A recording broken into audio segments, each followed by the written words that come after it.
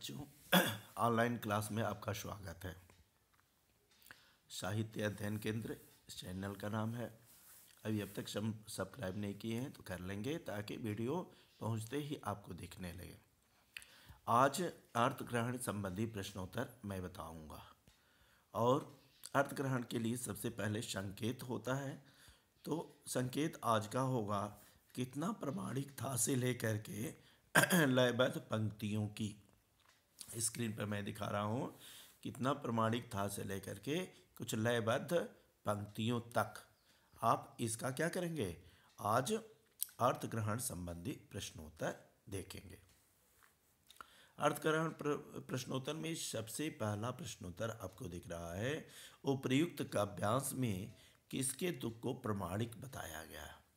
सबसे पहला प्रश्न तो बच्चों आपके हर साल पूछा जाता है कि प्रस्तुत पाठ एवं कविता का नाम। तो पाठ एवं कवि का नाम पूछा जाता है या आप पढ़ करके जानते ही हैं। तो पाठ और क्या चाहिए, कविता का नाम। पाठ का नाम हो जाएगा कन्यादान, कविता का नाम होगा, कवि का नाम होगा ऋतुराज।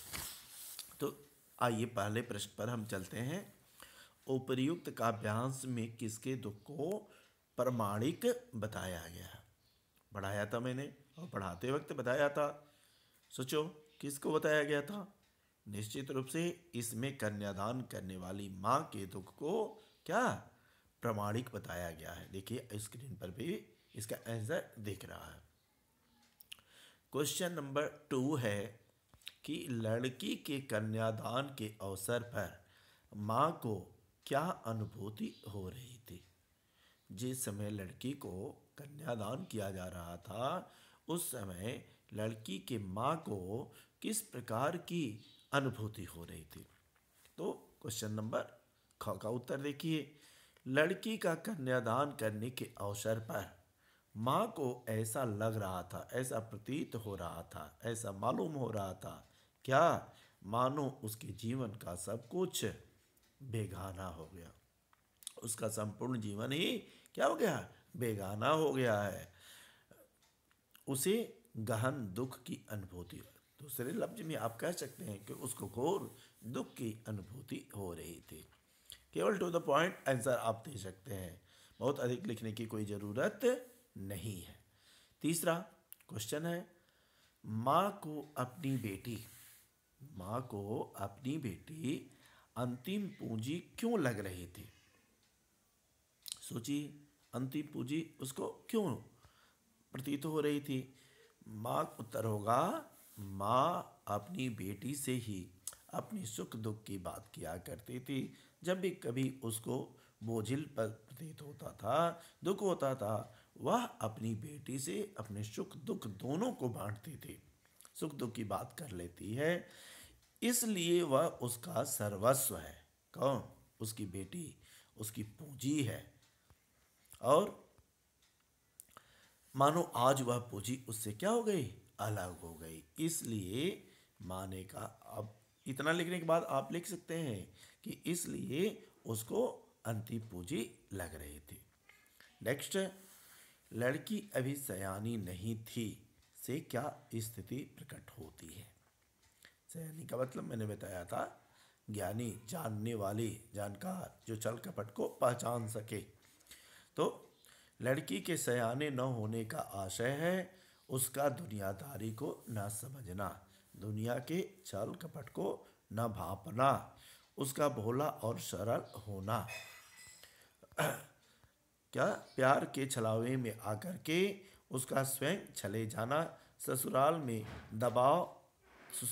दब कर रह जाना और मनमाने अत्याचार सहना, ये उसका भोलापन है, उसका सयानी न होने का ये प्रमाण है। नेक्स्ट क्वेश्चन है, माँ की चिंता का मुख्य कारण क्या था। माँ क्यों चिंतित थी, चिंता का कारण क्या था। माँ की मूल चिंता यह है कि उसकी लड़की अभी सरल और भोली है, बिल्कुल दुनियादारी को नहीं समझ रही है।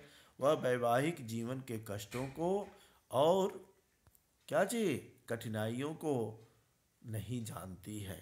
इसलिए वह लड़की के संभावित दुखों के बारे में सोच सोच करके घुली जाती थी, दुखी हुए जा रहे थे। तो यह है आपके कितना प्रमाणिक था से लेकर के लयबद्ध पंक्तियों नामक संकेत 1 का प्रश्न होता है। चलिए इससे संकेत 2 का भी यानी पूरे पाठ पर आधारित कैसे प्रश्न बनते हैं सबसे मैं अवगत कराता हूँ। तो दूसरा संकेत देखते हैं। दूसरे संकेत में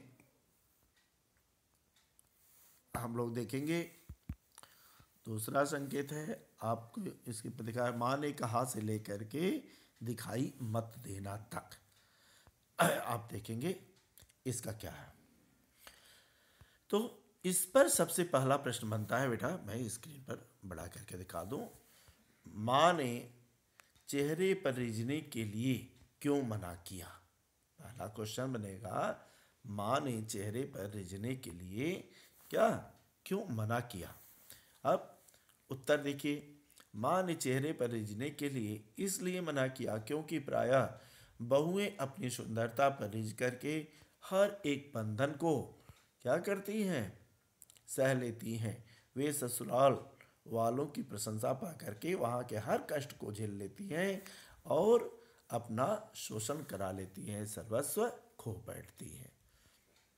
नेक्स्ट क्वेश्चन क्या है कि आग के बारे में कुछ कहते समय माँ के मन में क्या रहा होगा? आग के संबंध में कुछ कहते समय माँ के मन में क्या चल रहा होगा? इसका उत्तर आपको देना है। आग के बारे में अपनी बेटी को समझाते हुए माँ के मन में कई डर पैदा हुए होंगे। उसने कितनी ही बहुओं को आग से जलते हुए देखा होगा, ठीक है।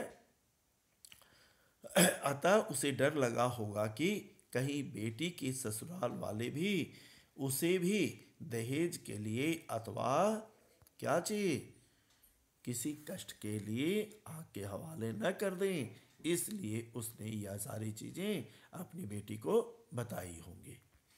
नेक्स्ट, वस्त्र और आभूषण को बंधन क्यों कहा गया है? वस्त्र और आभूषण को बंधन क्यों बताया गया है? तो उत्तर होगा कि नई बहुएं नए नए वस्त्र और गहने पा करके बहुत खुश होती हैं। इस खुशी में वे मानसिक रूप से हर एक बंधन क्या करती हैं? स्वीकार कर लेती हैं। वे थोड़े से गहने और कपड़ों के बदले में अपनी मूल्यवान आज़ादी खो बैठती हैं। वह उनके बस में हो जाती हैं, ससुराल वालों के बस में हो जाती हैं, इसलिए इस तरीके की बात कही गई है। नेक्स्ट क्वेश्चन आपका है, लड़की होने से क्या आशय है? चौथा क्वेश्चन बनेगा कि लड़की होने से क्या आशय है? उत्तर होगा, लड़की होने का आशय है मन से सरल, भोली, समर्पणशील और क्या आज्ञाकारी होना। लड़कियों का यह अत्यंत इम्पोर्टेंट मूल गुण है क्या कि लड़की को मन से सरल होना चाहिए, भोली भाली होना चाहिए, सब समर्पणशील होना चाहिए और आज्ञाकारी होना चाहिए, स्वभाव से कोमल होना चाहिए। यानी उसका स्वभाव कैसा होना चाहिए? मृदु स्वभाव होना चाहिए, अत्यंत कोमल स्वभाव होना चाहिए। ऐसा नहीं कि वह इतनी कठोर हो कि लोग उससे नफरत करने लगे। नेक्स्ट अगला देखते हैं, प्रश्न है कि लड़की जैसी दिखाई मत देना। माँ ने अपनी बेटी को समझाया कि लड़की जैसी दिखाई मत देना। तो लड़की जैसी दिखाई देने का क्या आशय है? इसका क्या मतलब है?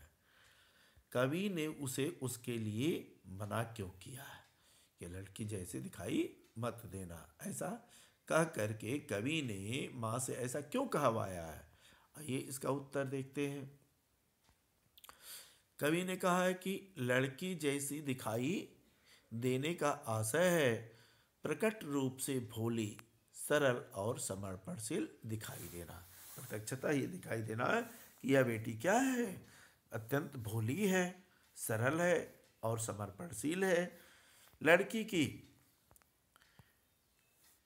माँ नहीं चाहती थी कि उसके ससुराल वाले उसकी सरलता और भोलेपन का शोषण करें, उसकी इस कमजोरी का लोग फायदा उठाएं और कमजोरी का फायदा उठा करके उसका शोषण करें, उसे दबा करके रखें, उसे कामों के बोझ के नीचे पीस डालें। ऐसा उसकी माँ नहीं चाहती थी, इसलिए उसने अपनी बेटी को इस तरीके से समझाया कि लड़की जैसे दिखाई मत देना, यानी लड़की जैसे दिखाई देने का अर्थ है क्या जी?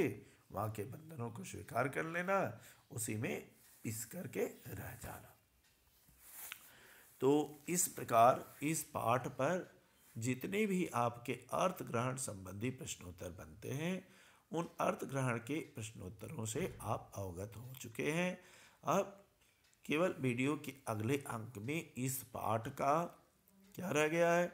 इस पाठ का केवल पाठ्य पुस्तक के प्रश्नोत्तर और अन्य महत्वपूर्ण प्रश्नोत्तर जो बनते हैं उनसे मैं अवगत कराऊंगा।